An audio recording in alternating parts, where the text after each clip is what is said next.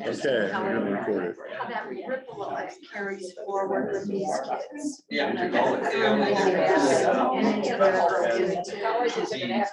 Zoom recording. Okay, what you say may be used against you in evidence. So, okay. Well, let's see if we can get the.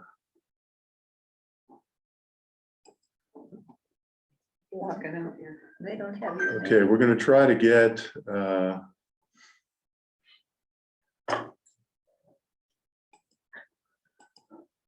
You are screen sharing. Let's try to get a large screen. Okay. There you go. That's good. And let's see if we can get it enlarged. That's good enough, honey. Okay, that's not too bad. So with that, all right. So today's we're going to look at a book by Alex Vindman. Alex, of course, was one of the many who testified in the first impeachment hearing, and his book has just come out in the last 2 weeks, and I've read it, and we're going to look at some of the issues of it today. So again, that's Alex Vindman raising his right hand to solemnly swear. He has a twin brother who is also in the U.S. military and an officer. So they're quite a pair. Okay, we're going to start by asking a question. Do we cherish truth or loyalty more?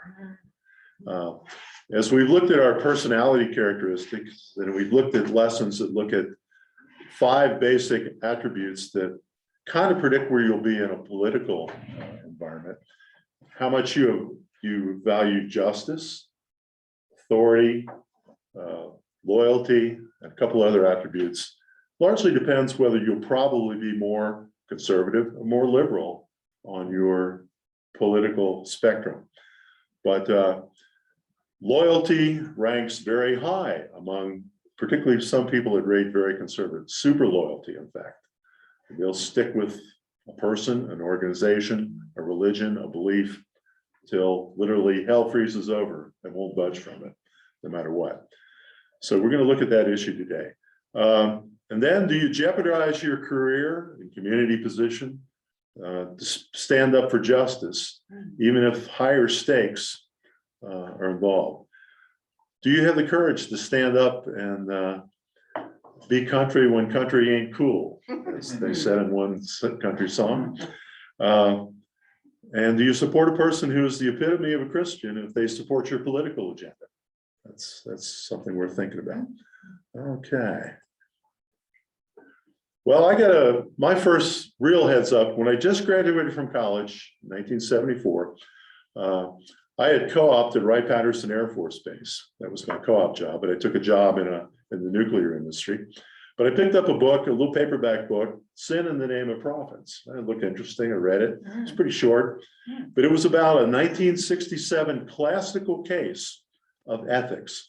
It was a new light attack aircraft called the A-7D that came out. There's a little picture of it. And in '67, B.F. Goodrich got the contract to put the brakes on that. I don't mean politically, I mean literally design the brakes for that fighter aircraft. And they got the contract to supply the wheels and brakes. And they had an innovative technical design, but something happened. They were in the lab testing the brakes. They applied the tremendous pressure. It released all this heat like braking does, and the brakes scorched. And there was an employee, a B.F. Goodrich employee, Kermit Van de Veer, and he had to witness the test and sign off the test report. And he was told, here's some of the people involved in this cancerous web of deceit at B.F. Goodrich. Van Veer claimed that he and Cyril Lawson were ordered to falsify the qualification report. In other words, report that the brakes passed the test when they didn't. And he got pressured from at least 2 people. Russell Line, a manager, ordered Van Devere to write a falsified qualification report. And then another guy, Robert Sink, along with Van Dorn, ordered Lawson to qualify the final brake test no matter what. Ron, Mhm. Hit admit Oh, Joe's iPad. what's your? And- Joe's sitting out there There he is. Oh, he's in. knocking at the Okay. door. All right, so, yeah. okay, so here was a case, and in reading Van Devere's book, he said he went home and he was really, really getting sick because he realized not only was it he doing something unethical if he qualified that report, but he literally thought we could kill the test pilot. He's going to come down the runway, hit the brakes, and maybe lose his life if the brakes don't work right. So he contacted the FBI, and he became a whistleblower. And this case is a classic. It appears in several of the ethics textbooks. It's a classical test of standing up for what's right. Wow. But he Didn't that did, Same thing happened with this, the Boeing 737. and I'm glad you Yeah. mentioned that, Yeah. because I just added this to the lesson 2 days ago. History repeats itself. On the 737 MAX, they say the chief test pilot hid information he had. In fact, he's indicted 6 counts of fraud, accusing him of providing the FAA with false, inaccurate, and incomplete information. Of course, the failure of the 737 MAX did result in 2 catastrophic crashes, and Was he coerced by his company to falsify those things? the answer is I don't know. This just Okay. broke in the news Right. 2 days ago. I'm curious, but the company, I'm not saying that that's an excuse, I'm just Uh-huh. wondering if he was coerced Uh-huh. by them. Good question. But I remember as a young engineer, an aerospace engineer in 1974, reading the book, and it hit me. I said, what would I do if something like this happened? Yeah. If you were pressured to. In fact, the guy even said he was told to miscalibrate one of the gauges, Oh. to tinker with the gauge. So instead of saying it applied a braking pressure of 1,000 pounds, to make the gauge do something less. Yeah. So literally falsifying the test to get it to pass, because huge amount, millions of dollars involved in this. So here's another case where history has repeated itself. In the case of a whistleblower. So Total of 346 people were killed. Yep. Oh. Yeah. So history repeats itself. So we're going to now jump back to Alex Vindman again. His book is just out. Here, Right Matters. We'll pass that around. And it's a good book, very good book. But looking at Alex Vindman, who is this guy? Where did he come from? Well, in the late 70s, Eugene, we'll call him, and Alex. Eugene was his brother. They're living in a sanatorium. He said, I found myself as a small boy with my twin brother, and I'm in a Russian sanatorium. Exclusive for Soviet elites and the Ukrainian, and his mother was in hospice care dying. So his father is with his older brother, who's about 3 or 4 years older. Here's these 2 little kids, about 3 or 4 years old, living in this living care. And the father pulls the boys out of the sanatorium in 1979 when they're young, and takes the whole family and gets out of the Soviet Union. We need to mention his father was Jewish, and his father had a good position, but said he experienced persecution there in Russia. Russia did open up its immigration laws in the late 70s to allow a lot of the Jewish professionals to get out of Russia, who felt like they really didn't belong in that nation because of the way they were treated. And so Alex's dad was able to get out. Now, Alex's dad was no dummy. He was a very intelligent, educated man with a very responsible engineering position, but still, he wanted to get the heck out of there, so to speak. Story, we need to back up in the story, and this slide is called Born in the Wrong Place at the Wrong Time. Alex's grandfather, this is not his dad, but his grandfather was born in 1932 to a Jewish family in Kiev, Ukraine. And his dad, and his name is pronounced Simon, S-E-M-Y-O-N, this is spelling. But when he was a small child, again, this is his dad, there was a purge going on in Russia. Stalinist purge, they killed, they say, millions of people, and millions were in prison, many were killed. And then 2 years later, after this great purge, talk about being in the wrong place, the Germans, of course, attacked. And the German Panzer divisions rolled right into the Ukraine and made that a major stepping off point for their invasion of Russia. Alex's grandfather told his young wife to get out of there.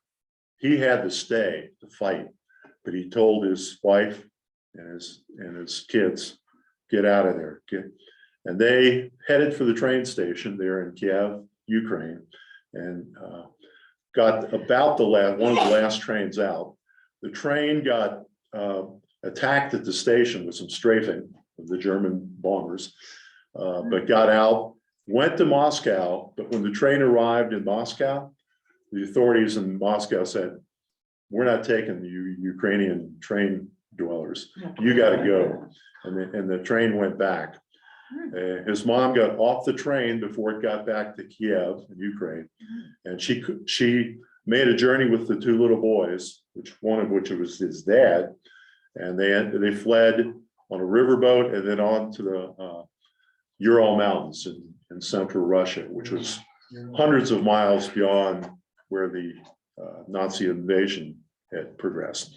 Meanwhile, his grandfather on his mom's side and his grandfather on his dad's side both stayed back in Kiev to fight the German invasion and got killed in the fighting. Talk about bloody battles. The Battle of Kharkiv, there in the Ukraine, 90,000 Russian soldiers were killed.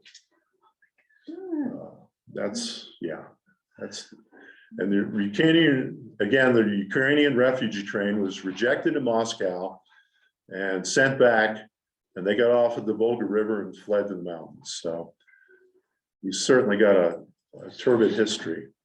So his father, as a little boy, did make it out, survived the war, became a civil engineer, and he struggled against anti-Semitism and prejudice in the white-collar world of Russia.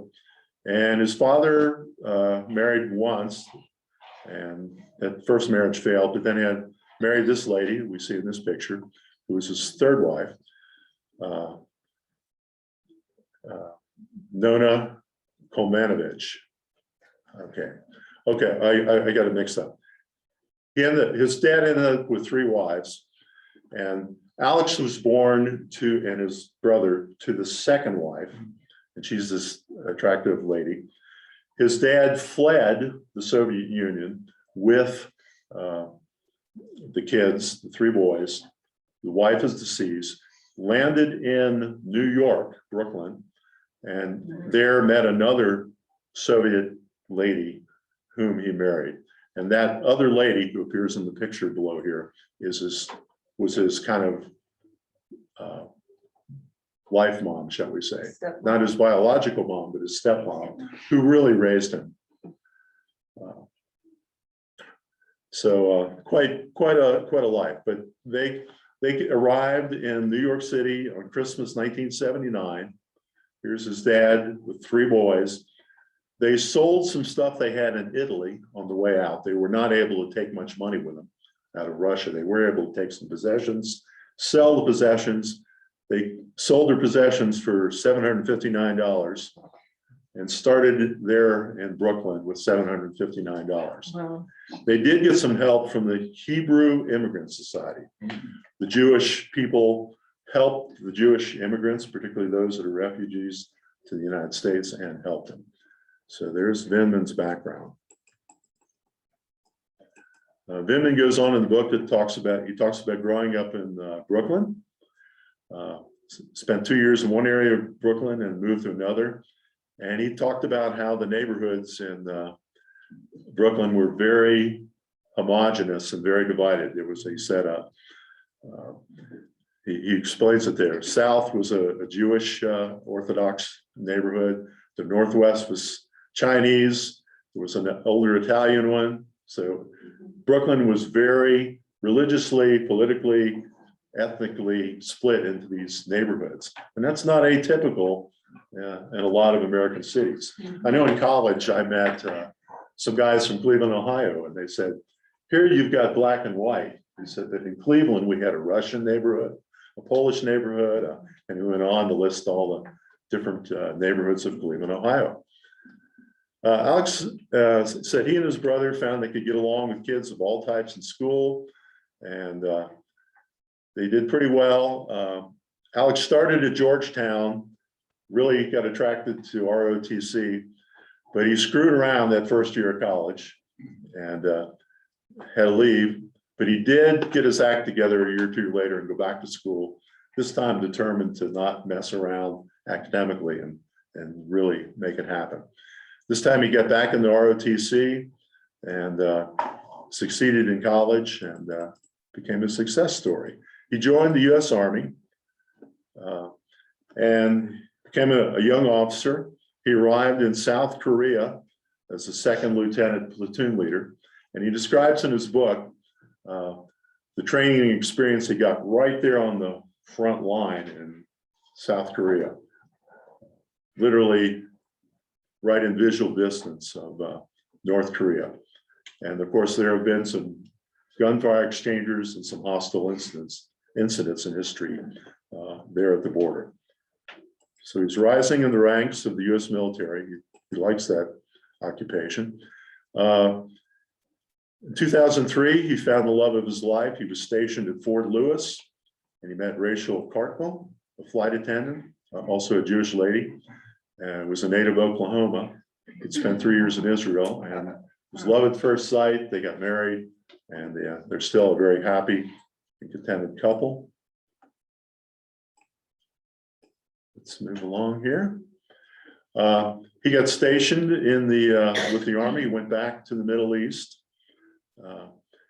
He was deployed in the Fallujah area and the fighting that occurred in Fallujah.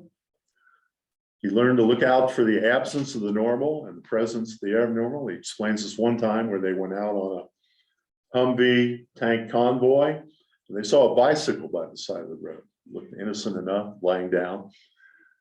And he said, well, a bike shouldn't have really been there. But they came back, and the bike had explosives, kind of buried under it or near it, and somebody hit the button, a terrorist, and blew up the Humvee he was in. He was injured, but he survived. But he did talk about one December night in Mosul. 22 of Alex's comrades were killed in one day in an attack. So it was a dangerous place. There's a picture of a Humvee that's been hit by one of these improvised roadside bombs. So he did participate in the Middle East deployment of the US military. Okay. He waited to get married to his wife till he got back. And they were then assigned to Germany. They had to use in vitro fertilization. And they lost a little girl who was born very, very premature and died of an infection. But they were able later, a couple years later, to get another baby girl, Eleanor. And that's a picture of them today with their daughter, Eleanor, who's grown up. Okay, let's move the story along here. He then gets to become a foreign area officer because of his experience with a lot of countries, his exposure to the Ukraine and the Soviet Union. He became a foreign area officer and was stationed in Russia. And he got to live in a lot of embassies in the Soviet Union and Ukraine, and became really an expert on what the people of Ukraine and the Soviet Union thought, and become a valuable U.S. Military and educated political person relative to the Soviet Union and the Ukraine. And he makes a lot of comments. He said, again, I became a leading expert on the Ukraine and the national psychology of Russia. And in 2012, he and his family went to Russia to serve at the U.S. Embassy in Moscow.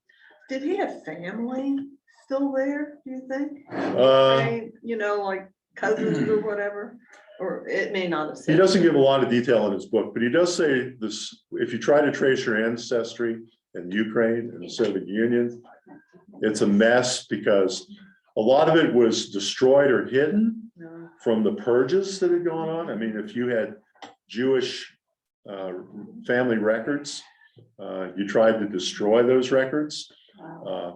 If you were possibly somebody that Stalin didn't like, you tried to wipe out those records in your family. So ancestry.com is really hell to do over there. And somebody got killed, just entire families wiped out by the war. The Soviet Union lost what, 20 million, maybe 30 million in World War II, unfathomable. Okay, but he goes on to become an expert on the Ukraine. He says, Russians use fear and intimidation to make US second guess and doubt itself. Russia uses a hybrid approach, traditional warfare, cyber warfare, propaganda, and more to erode Western democracy. In the winter of 2014, there was a breakdown of the stable government in Ukraine. The Russians seized the Crimean Peninsula, and then there was another event that happened, which we'll get to in a moment. But meanwhile, Alex was assigned to the Joint Chiefs of Staff in 2016, which is an incredibly high position. I mean, that is the ultimate military board in this country, the Joint Chiefs of Staff. And the chairman of the Joint Chiefs of Staff, chief of the Joint Chiefs of Staff, is numero uno, next to the president, really. So What was his brother doing? his brother also got a position in the same kind of line of work. In fact, his brother was also assigned to the White House with him. So they were both very valuable people because they had this knowledge of that society and how it handled. His work found its way into the hands of Trump's first Secretary of Defense, General Mattis, and Alex frequently briefed members of the National Security Council. He also gained the attention of Fiona Hill, then serving as the Deputy Assistant to the President and Senior Director for European and Russian Affairs. So Fiona Hill, who's also released a book that just came out this week, was kind of the top dog in terms of an advisor to the presidency, Trump, relative to the Soviet Union and the Ukraine. How am I doing on time? Okay. Let's mention the Ukrainian election of 2019. The leading candidate was Vladimir Zelensky, who is a comedian and an actor. And he ran on the platform of reform, anti-corruption, and public trust, and he won. Okay. We also need to quickly mention the Kerch Strait incident. Not only did the Soviets seize the Crimean Peninsula, and they, of course, still are supporting like a guerrilla activity and a little mini war going on even now in part of the Ukraine, but they blocked the bridge in the Black Sea that separates two major bodies of water there in the Ukraine.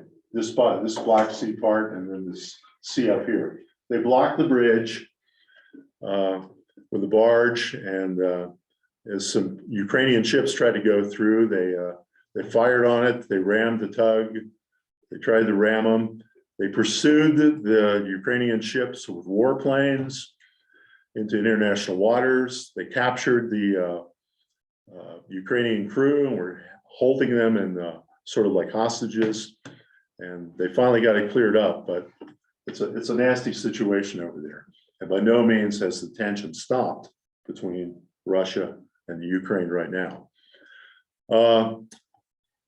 In the book, it mentions, he says Trump took no leadership role at all when this Ukrainian issue appeared. It appeared to be more concerned about upsetting Putin than caring about U.S. interests. The Russians followed up with bounties on U.S. troops in Afghanistan and a massive cyber attack. And again, no response from Trump. All right.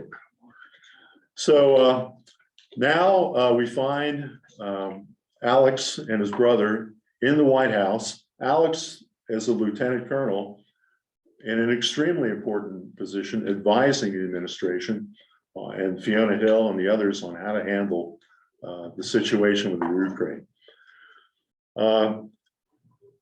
And so this strange scheme came about. Alex calls it Sondland and Mulvaney's drug deal. This was actually a term coined by John Bolton. Bolton said that Sondland forthrightly proposed a quid pro quo deal, and if Ukraine made a series of investigations into the 2016 election, focusing on the Bidens, then they would reward Zelensky with a visit to the White House. And he said John Bolton in a meeting, who's also written a book called In This Very Room, or In This Room. John Bolton suddenly stiffened and sat upright when he heard this scheme and abruptly ended the meeting. He pulled Fiona Hill aside to warn her of supporting what he called Sondland's and Mulvaney's drug deal.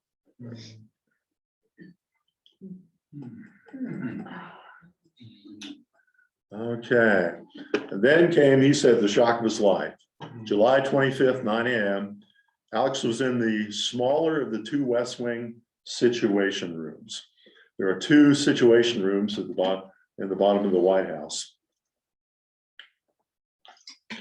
One a larger one, one a smaller one. And from there, they will often watch things. For example, when the operation was going on to nail the terrorist, there were a whole bunch of the White House officials collected there in the office as they tried to get bin Laden, and they did successfully. But Alex was in the smaller of the rooms, listening to the conversation between Trump and Zelensky. Zelensky, of course, the new Ukrainian president, when Trump demanded a favor in exchange for continued financial assistance, subverting the established foreign policy of the United States for his own benefit in an upcoming election. Alex said, regardless of the impact, I had to report what I'd heard. The duty to report misconduct is a critical component of the Army leadership, as well as the oath he'd taken to the US Constitution. So Alex reported the wrongdoing to the senior attorney at the National Security Council, Eisenberg, and Eisenberg immediately talked about putting the transcript of the call onto a secret server to bury it. So here Vindman is reporting up the chain to the next person, telling him, this is bad stuff, what I just heard on the phone call. And instead of the Vindman doing anything, he did more than tried. He did bury it on a server, or it should never have gone. Vindman didn't bury it. No, his boss did. Then Alex's boss, Tim Morrison, Alex's boss heard the call, but blew off the suggestion to ask legal to listen to it. So he's reported it to the next two people up that he should, and it just gets, keep your mouth shut, bury it, don't talk about it. Okay, then we have the CIA whistleblower. A CIA person lodged a complaint with the Office of the Intelligence Community about the call. And the impropriety of Eisenberg's decision to hide the call transcript was another thing. So there's now another person, in addition to Vindman, and of course, others will come forth. Here comes the whistleblower saying, this is really bad stuff, and this needs to be dealt with. Okay, so we've got a triple abnormality. We've got the strange behavior of Giuliani in the Ukraine before all this happened. We've got the quid pro quo offered by Sondland to the Iranian officials. And now we've got the president's extortion attempt to Zelensky. So it's a real deal. We're going to quickly discuss sample of multiple credible testimonies. Discussion is impossible with someone who claims not to seek the truth, but to already possess it.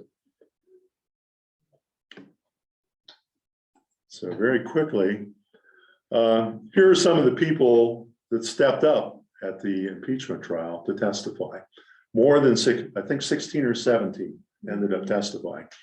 And so I posed the question, what is the likelihood of 16 or 17 people of various backgrounds, positions, organizations, and even political affiliations, all in unity from different pieces, telling the story of what happened? And all with long, honorable service to the Yeah. country. All and blowing it all off. Yeah. We're just going to touch on a couple of them. Marie Yovanovitch is putting out a book in the spring of 2022. Yovanovitch was confused by her ouster and the comments made, who called her bad news. She said she raised concern about the shadow campaign pushed by Giuliani. And so she was pushed out, the ambassador, who was a very honorable person with a good record. So there's her testimony. Sondland. Fiona Hill. Hill told lawmakers, national security advisors, John Bolton likened the policy of Ukraine to a drug deal and called Giuliani a hand grenade who was going to blow everyone up, according to. So. What year was that, October 14? Was that 19 or 20? That was 19. It was 19. 19, yeah. And then Gordon Sondland. He finally amended his testimony and started telling the truth. Told lawmakers he communicated that quid pro quo to the Ukrainian official. So here's another guy. I wonder what made him change his mind. Some people finally face their, Mess up. yeah. Bill Taylor. Taylor directly tied Trump and his allies with that deal. He said Trump made the order to pause military aid for the Ukraine. And it was his clear understanding that the security assistance money would not come until the Ukrainian president commented on the investigation. So there's Bill Taylor. Laura Cooper. And she gave details about the withholding of the aid. Unless we think this is something that's just trivial. Oh, this is just some money for bubblegum in Ukraine. No, the Ukraine is an ally. It's an ally of Europe and friendly with the United States. It's had its Crimean territory seized by the Soviet Union. The Soviets have blocked these critical strait there between the Black Sea and the body of water above it. And they're losing lives of Ukrainian soldiers fighting Russian rebels and supplied people out in the western area of their country. Go Well, help ahead. me, Ron. Are the Ukraine also part of NATO? Have they joined officially? I'll have to look that I up. don't know. I'm not sure. They might have. I'm not exactly sure right now. But they were our ally and we had pledged support to them to help them to fight this, Yeah. Yeah. Yeah. So again, you're withholding support of an ally who is fighting and has been invaded by the Russians. So let's not call it, Did Trump Calling actually off. have the authority to do that? Could he have- the answer is not really. The money had been appropriated by Congress. He held it up. But there's a difference between what's in the law and then if you violate it, how long it takes to untangle it. He was able to block the money for a He's while. an expert at that. Yeah. It's got a long history. Trump's got a long history of doing that very thing. As you recall, as the heat started coming and this info came out, the money was released, but it was only because of the whistleblower and the thing becoming hot. And we gave them money so that we didn't have to send troops. Right. Exactly. Yeah. Okay, of course, Vindman testified. Tim Morrison testified. It says here, Morrison confirmed testimony given by Taylor that outlined this quid pro quo. Jennifer Williams, foreign aid, policy aide to Vice President Mike Pence. She told lawmakers it was folly to withhold military aid and the call was unusual. So here's a foreign policy aide to Mike Pence. So these people are not a bunch of rabid Democrats. They're people, many of whom have significant GOP supporter backgrounds. Or did. Okay, we won't go through them all because we want to get into some discussion here. David Holmes, Vindman reflections. When he testified, he said, I realized the Republican members were unified in one goal, to defend the president at all costs. Truth was their enemy. So my conveying the truth made me the enemy too. The Fox News anchor, Laura Ingraham, suggested Alex was engaged in espionage for the Ukraine. He did decide to retire from the military. He said things were just too rough. He got thrown out of the White House, he and his brother. And then he decided, I'm going to take a different career path. Interestingly enough, Stephanie Grisham, press secretary of the president at the time, said that anyone who'd hurt the president should pay. Oh, That's what she said right after the Vindman testimony. Now she's writing a book that's going to get released, I think, any day. The book is titled, I'll Take Your Questions Now. And she said Trump had a terrifying temper and his age forged the culture of lying and mendacity in the White House. So this book, again, is due to come out, I think, any day. So, She's been interviewed a lot prior to the book coming out. okay. Of course, the intimidation of the witnesses. It's a federal crime to intimidate or seek to intimidate any witness appearing before Congress. But Trump made public attacks on Yovanovitch, Bill Taylor, Vindman, Jennifer Williams. Of course, they're all dishonest. He's the only one that's. Yeah, not, right? He's the banner of truth, and they're all dishonest. When we did the study on right-wing authoritarianism, we realized high right-wing authoritarians, that's on a scale of authoritarianism, are often unpersuaded by conclusive evidence when they do not like the conclusion. And that's a lesson in itself, which it was. So if you believe these 16 witnesses all collaborated and lied, they must have gotten together for months, piecing all their stories together, despite the fact that many or most of them were appointed and selected by the administration. The transcript of the call was buried on a classified server for no reason. The White House ordered everyone it could to not cooperate or testify. John Bolton's entire book on the drug deal and what he saw is fabricated. And Bolton is one of the most conservative people I know. I've got his book. And Vindman was motivated to speak up for evil purposes. Then I said, you are a living example of how bias and emotion-based reasoning can overpower overwhelming evidence, especially relative to politics or religion. So I've talked more than I should. Let's get some comment. Has anybody encountered a time in their life where you saw a unethical thing and reported it or had to deal with that issue to some degree? That's asking a pretty personal question. Okay. I know when I worked at Lockheed Martin, we were competing on contract with 3 or 4 other companies. And everybody was designing a missile, and you had to report to the Air Force where you were on your design in terms of estimate of its performance and weight. And we got to a point in our design where between 1 week and another week, our weight estimate of our missile jumped by 15%. And the Air Force was really concerned, have you been deceiving us all along? And brought in a whole investigation team. They told us to freeze all the servers and everything. And the answer was no, absolutely not.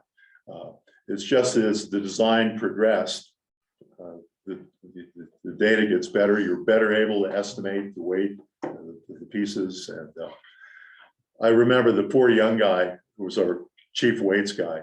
He was terrified, not because he'd done anything wrong, but just here's this big, Air Force investigation coming in.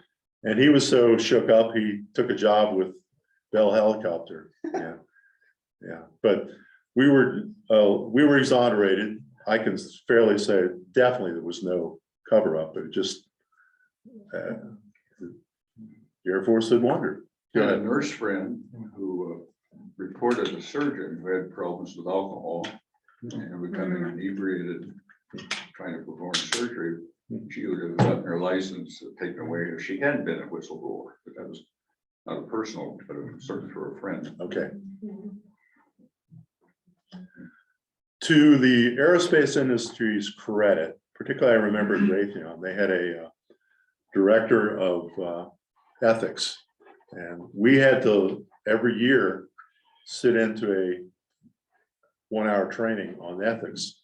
And we were told, we were given cards saying, if you witness a unethical thing, call the ethics office. Here's the number. There was a lady there who was explicitly dedicated her job to ethics and ethical behavior. They expected, you were told to, you were expected to follow certain ethical practices and moral practices relative to not doing sexual harassment or other kinds of harassment, doing your time card honestly. And so I was impressed that When was that, Ron?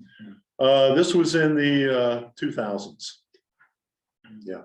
So it means to me, when I hear you say that, I think that's good. But it means to me that before that time, there was no ethics office. And that they did not have any implied instruction to engineers like you. And that was in 2000. That was in the 1990s. Okay. That they did not have any kind of a practice of reporting that. Okay. Well, I was at Lockheed Martin I in the 1990s, Yeah. and they were starting to bring in more of that. This is a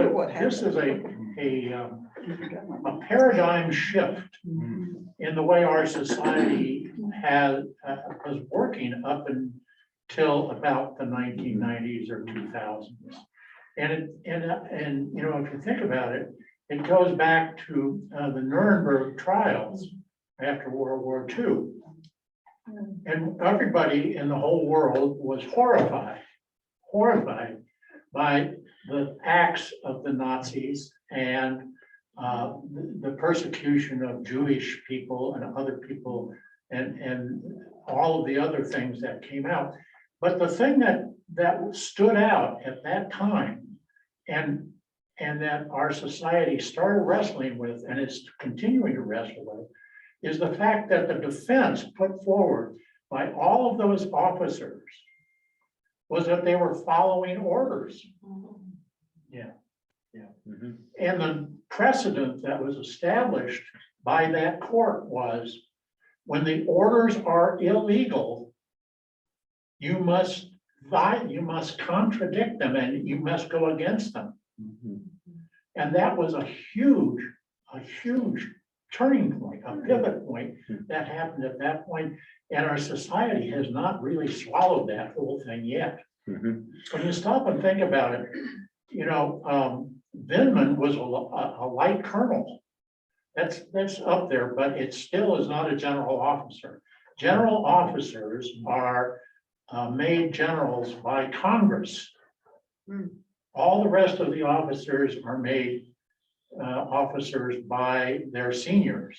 But general officers are made officers by Congress, and they are expected to speak up. They have historically been expected to speak up, but light officers, field grade and command grade officers are not expected to speak up. They are expected to say, yes, sir, and do what they are told to do. They are not even expected to argue against crappy orders that they are given.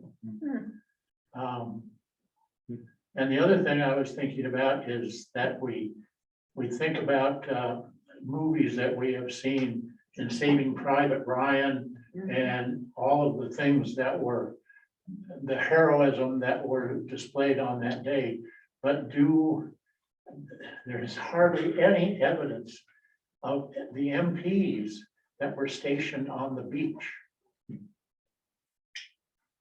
And they were there to keep the soldiers from running.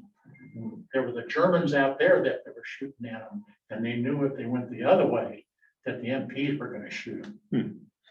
So they had to make a decision, the soldiers had to make a decision, and that was done by the officers sitting on the ships. Wow.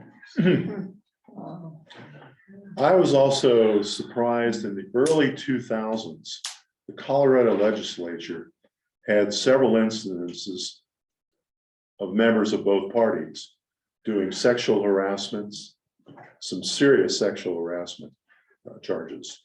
And I was surprised that the Colorado legislature does not have any ethics trainings for the newly elected officials. I would have thought they'd be brought into a room and say, okay, now that you're an elected official, we expect you, you don't take bribes, you don't take sexual favors from lobbyists, you don't take money from lobbyists, you don't harass your fellow members. They're not given any ethical training whatsoever, or at least weren't in the early 2000s, or have any. It's changing some now. I think they do at least have some ethics investigation committees and stuff. But as far as yearly training and reminders that they're supposed to, behave like adults, that training wasn't there in the 1990s and the early 2000s. Then you have to define ethics, the term ethics. Is it illegal? Is it immoral? What is it? I mean, that is a broad definition. And when you said they were given cards to report that, they needed to be told what the definition is. They might think just talking back to somebody, I can do that.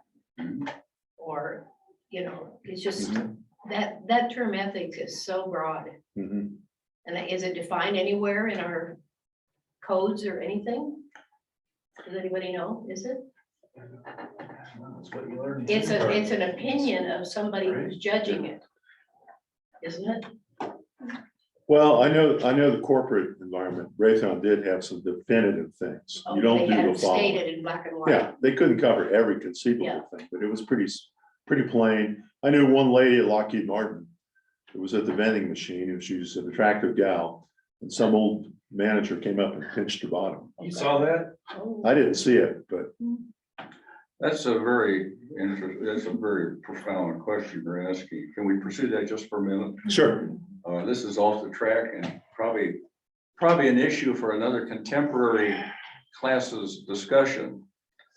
What are the ethical implications of a Joe Mankin from West Virginia, who has the influence? This gets back around to this matter of loyalty to his constituents that include the coal industry, as well as the coal miners and their families. to so have as much influence on the infrastructure bill that the climate component is being gutted. So that when Biden goes to Edinburgh next week, he's going to be without a message from the United States because of one person and his loyalty, or is he being compliant to an industry? And knowing full well he would not be reelected, but the matter of leadership, the ethical implications, not only for our planet, but even for those coal miners whose industry is in peril, just by virtue, it's because of its fossil fuel aspect. So another issue for another contemporary issue. Yeah. Discussion sometime. Definitely. Is he being compassionate to those families that you mentioned? What's that? Is he being compassionate to the children and the wives of those men that are working? I mean, He also has a lot of wealth tied up with it, family money from. So he's got a very strong personal edge to that too.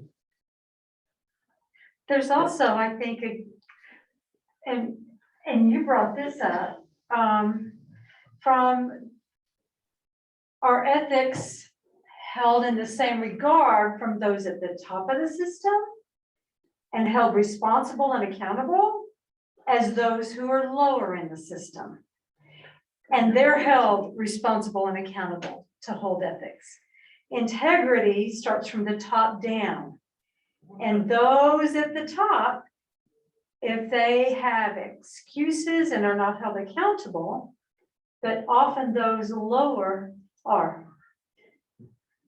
Anyway, that's right. Ron and you and I, I could not ignore subpoena from Congress. no, no. We would be thrown in jail immediately. And we would be kept there until we spoke. Yeah. Yeah. Ron and I were having this conversation the other day about where ethics and values start when you're a small child, at home, you know, your family, your social group, going to church or whatever, Yeah. you know, and that has to be reinforced throughout your life. Yes. I used to work for a company that ran juvenile detention programs, and I would see information about some of these kids. And, you know, ethically, I should not have seen that, but it came across my desk anyway. So it's a matter of this little peon down here having access to this information. I'm sure you do with kids all the time. So where does this operate in your life? The ethical values and whatnot. Every day we see this kind of stuff. So remember, grandkids, whatever, you know. True. No, that's not right. Don't do that. I don't care what's going to happen. Just don't do that. Exactly.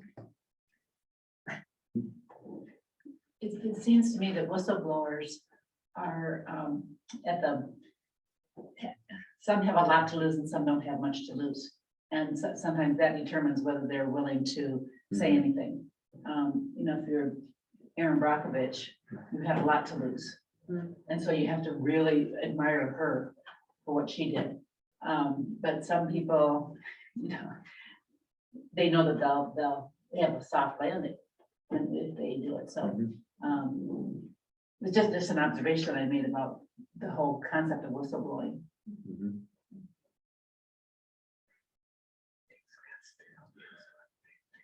Context, the background and the history and, you know, how they've been raised.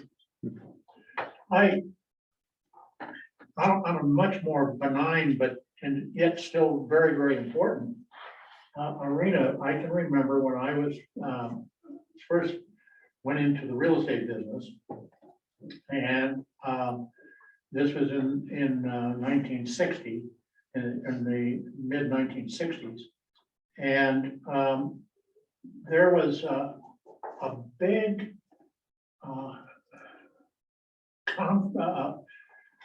conflict going on about the role that real estate agents had in protecting, in representing their seller. And the argument was, if an agent had knowledge that the property that they were selling was substandard or maybe did not meet code or something like that, was it his obligation to reveal that to buyers? And I want you to know that, we pretty well resolved that issue through legislation and everything since that time that real estate agents do. But at that time, there was probably a majority of very, very responsible agents that said, absolutely not. Absolutely not. You do not tell buyers anything Wow. that is substandard about the property. It is your obligation to represent the seller's interests. And the seller's interest is to get the highest amount of money for their property. And if you do anything that would Wow. denigrate that or lower that amount of money, then you are guilty of not representing your principal. Let the buyer beware. And Right. pardon? Sabotage. Sabotage. Yeah. And Let the buyer. the thing that was pointed out is that this is common law. This goes back into early English common law that a lawyer and real estate agents are allowed to practice law in this one area only. And then, so they are acting as a lawyer, and they are responsible for representing the seller's interests, period. Any buyer can get an inspection, can get anything else and find out what's going on, but seller, the agent is not obligated to reveal that to the buyers. Now, that's changed now. Okay. It is changed by legislation.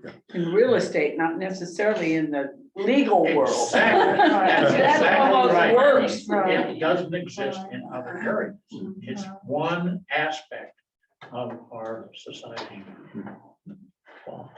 So you're loyal to the seller, but it's not the truth. That's your whole Oh, premise. that is a good. Exactly. Loyalty versus truth, That's right? Mhm. Loyalty Right. versus- Right. So that kind of sums up what you're Mhm. throwing at us today. Mm-hmm. Certainly.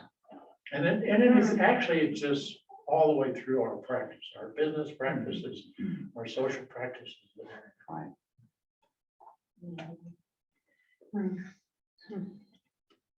I knew one guy that bought a car. This was 40 years ago, but there was a piston rod that had broken. Somebody actually then took the engine apart and put a leather strap on that. Oh, get out. Yeah, and then No kidding. put it back together, and it drove for 100 miles or something. Just off the before lot, I think. the leather strap broke. Yeah, and I knew another guy in Tennessee that bought a home, and there was a serious structural deficiency. It'd been very cleverly disguised and covered over with some paneling or something. And they went out of their way to Hide it. manipulate it Yeah. and hide it. Okay. We had a wedding present of an automobile. From your parents. From your parents. Ralph Nader said, unsafe at any speed, because it didn't have the motor in the front of the car. It was in the back. What was the car? Corvair. Thank you. His brother had one. No, Yes. No, no. Fun. I thought he did. Okay. Well, and then I was a retired lawyer. I am a retired lawyer. And from the day I started practicing, I had ethical conflicts because we were sworn in as officers of the court. Now, if you're an officer of the court, that's something very different from attorney-client privilege where you can't reveal anything wrong that your client says. So every day that I practiced law, I had ethical tugs, pulls, and choices. And every lawyer does. Wow. Well, I wonder about how many people are aware of the fact that an awful lot of houses that were built between about 1970 and about 1990 had aluminum wiring. Yes. Now, aluminum wiring is just fine as long as you use one plug in each outlet all the way through the whole house. But if you start putting multiple outlets and putting all sorts of things in there, and that circuit heats up, that wiring can cause a fire in the house.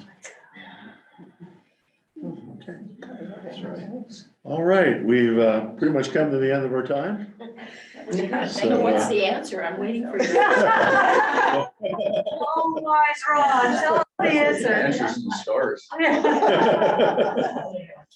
I guess my question is, do you think all these books coming out are going to make any difference? No. These kiss and tell books. Yeah. You know, Yeah, I was Aren't surprised. they a little bit too late? Yes.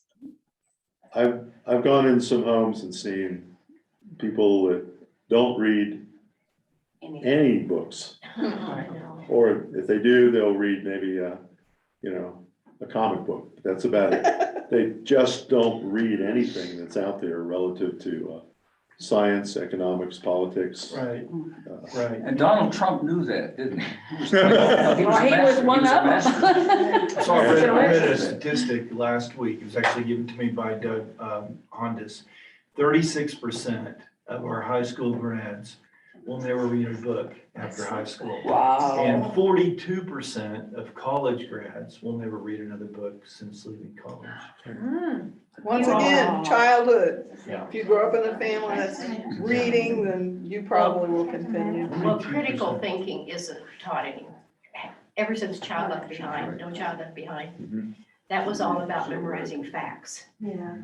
How well you could do on an exam Yeah. with facts. That's right. And so when you have children go all the way through school, not having a question posed or an editorial posed or something where they have to do critical thinking, what happens when they go in to vote? Well, and They're now critical thinkers. there are some state legislatures that are imposing detriments for doing that onto Yes. school districts and so on. Oh, wow. Critical thinking. Yes. Yeah. That's Don't another want issue. students to think. Yeah. That's another issue for contemporary issues. Yes, yes. Yeah, by the way, I did get Fiona Hill's book in from Amazon yesterday delivered. And I think I'm gonna do a lesson on it. It won't be a book looking at Trump necessarily, but looking at some other aspects of American society from her perspective. It looks like it's a good book. So. All right, well, thanks for coming, everybody. Thank you, Ron. Thank you, Ron. Okay.